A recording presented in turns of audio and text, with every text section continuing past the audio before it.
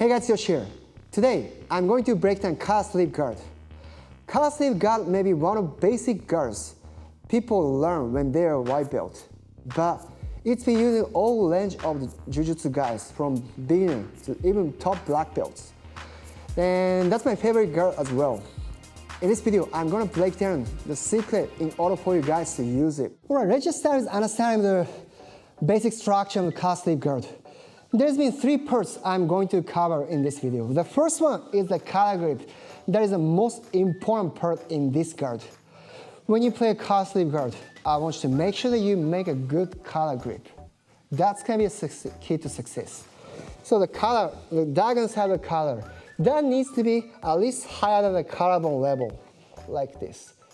If that is below the collarbone level like this, I recognize a bad grip. So in order for you to make good grip, it needs to be higher than collarbone like this. This is multiple things you can do. Yeah, simply you can pull the head down like posture control or framing to push away. Even this is gonna be the axis to move, like this type of action. So, like I said, this is the most important part. Next one is the sleeve grip. This is just like a supporting grip for the collar grip. Usually, I just wanna keep the hand like this. Maybe some people may have a lot of details like pulling with pinky up or like a push or something. In my case, I just want to simply place his hand around my right thigh or hips. So that's why I just make a sleeve grip like this, monkey grip to get my hand in. It's not necessary to push and pull. Somehow, I just want to keep his hand around here to do. Then one thing that I have to be careful is his grip. He may grab the collar like this. This is one of the greatest ways for him to pass my guard. Once he can do, he can easily use his elbow like this. Then he's gonna do a lot of things. So in order for you to avoid, once that happens, you need to manage to cut it. If that is not tight enough, you can simply lean back to cut the grip like this. Then you can play your position. Or sometimes you may not cut it. So in that situation, I just want you to know that you gotta be careful. That's why, although I'm going to lose the best grip in the position of the collar grip, I need to figure it out. Otherwise, this tends to be one of the worst case scenarios. That's why I just gonna use the collar grip and then I grab, then lean back. This is just like a same as a basic grip cut. Then I come back to the same situation like this. So this is about collar and sleeve guard. Then next thing, how to use the legs. Then this is pretty similar to the half guard scenario if I can keep him in front of me. Like use the top leg as a shin, like shin guard like this. Or other one, just like sometimes I just make the regular half guard or like a kicking the hips or stepping the hips. Actually later is about this one. Then in this place I just want to talk about the top leg.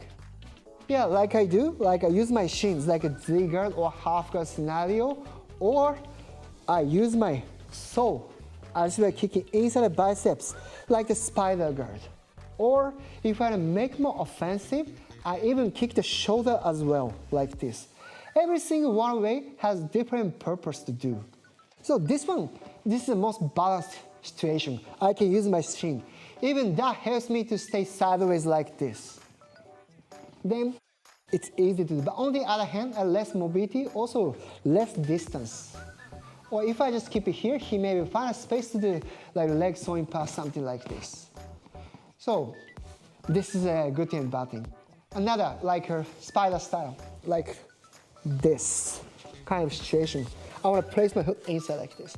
Then this is gonna be the battle. I want to keep my feet inside like the spider. Then he wants to get his hand in like this. Always I circle my hand under or over like this. Sometimes he releases the grip to make inside grip like this. Yeah, I cannot compromise it. This time I lost a good frame. Although I still keep the collar and sleeve like this is gonna be a problem. That's why I simply circle my leg. Then this is more like a guard retention idea. So he starts securing space inside my frame. I don't want him to do that. So here, it's pretty simple. I circle my leg in to go under like this. If I can no space, you can find a space. I even get my foot in like this. Or sometimes I can even make a space at this situation. In this case, I want to pull my knee behind, like doing a reverse bicycle kick, as if I'm kicking my own shoulder like this. As I do so, I can have a lot of space over the arm or under like this. As an option, you can even switch to counter attack. I pull my knee to my shoulder. Look, as he sticks to the grip, he exposes his arm. In this case, I even cut the grip to get arm lock like this as well. I already showed you another video, so please just check it out if you want to know further details of arm lock. Then next one is a kick in the shoulder. This is a more offensive option. Like I like to use this one to break his posture. So in this situation, in order for him to make good posture, he wants to do the deadlift motion. So deadlift motion means his shoulder is in the same line, keep his back straight, and then he can make the really good posture. This is a structure. So in order for him to do this, he needs to keep his shoulders in the same line and the same angle.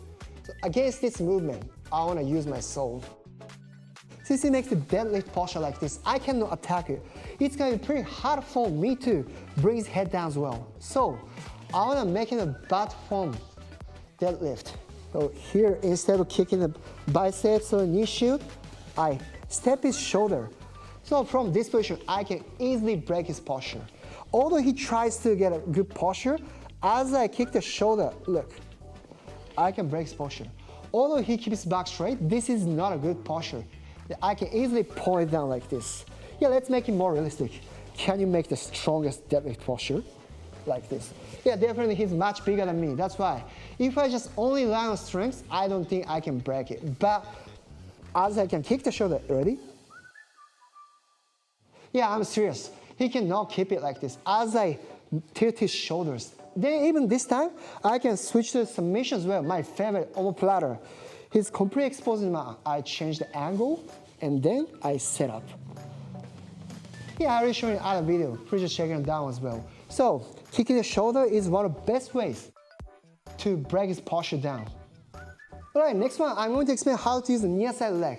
Then, the purpose changes depending on the situation. If I'm in a defensive situation, defensive mode, calf sleeve guard, like he's on his feet. Like the time I showed you, I step his biceps, and near side, I kick the hips like this. Then this is more like a chop in the hips beside of my head. People may like to use the saw in this situation, but for me, it's not reliable. He can easily snap it off to change the angle like this. Then sometimes he can take it easily, is using outside knee to pop it out like this. If I use a saw, this is like too much space for me to maintain good control. This is like a chop in the hips. It's like a defending side control. So here, I chop it like this. This is much sharper. Although he tried to do some kind of things, it's easier for me to chase it like this. So in this situation, like I just want to use my head to keep it away. This is one of the defensive ways to do it.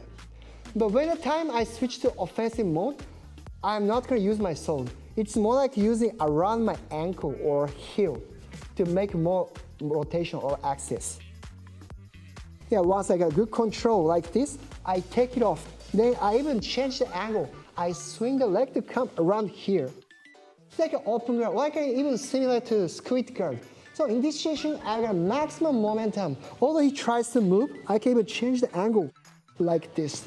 Then once I can make a certain angle, I can easily switch to favorite attack omoplata. Even if he pushes up, this is another scenario.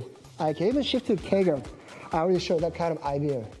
Then if he's on his knees, it's much easier for me to attack. Then calf sleeve guard should be like a little like a few guards. It's easy to attack like offensively for submission.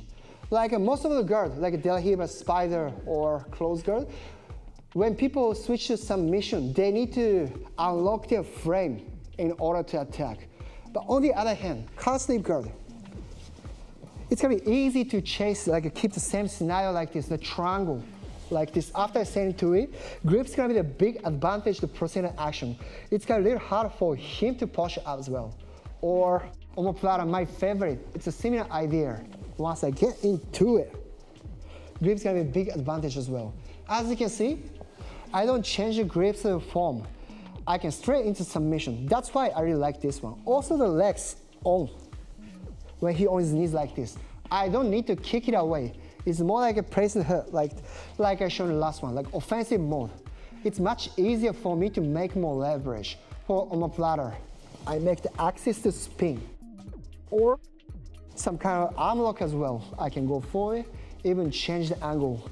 There's a lot of things I can do. All right, now let's combine all details what I explained.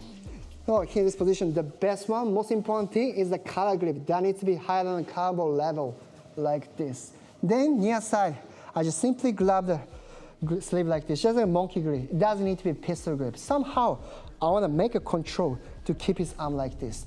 Then please don't compromise the collar grip battle if he sticks to doing it. So don't allow him to do that for a long time. Even there's another risk. He may simply easily to go this one as well. So it's like sooner you need to react like this. Then you can keep it. The legs, top leg, there are 3 ways to use. Knee shoe, this most balanced position. You can change distance and angle, or more like making more distance, spider, like this. If you can maintain it, that's great. Sometimes he tries to get a leg in, don't compromise as well, circular leg like this. Or if there's difficult, you keep him pull your leg, then you find more space to do it, like this. Then offensive mode, kick the shoulder to make him a bad form of the deadlift, like this. It's easy to switch the attack. Then near leg, if you want to maintain a distance, step the hips to stretch the body like this, then you can easily attack. If you want to switch to the offensive mode, you don't need to kick the hips away. It's more like pressing the hip like this. That gives you leverage to rotate or move side to side, even back and forth. All right, this is how to play collar sleeve guard. There'll be so many options. Today, what I'm showing you some ideas what I like to do. Once you understand it, you can make your original combination or sequence. Hope it works for you guys. Thank you guys for watching. Catch you guys next one. Bye.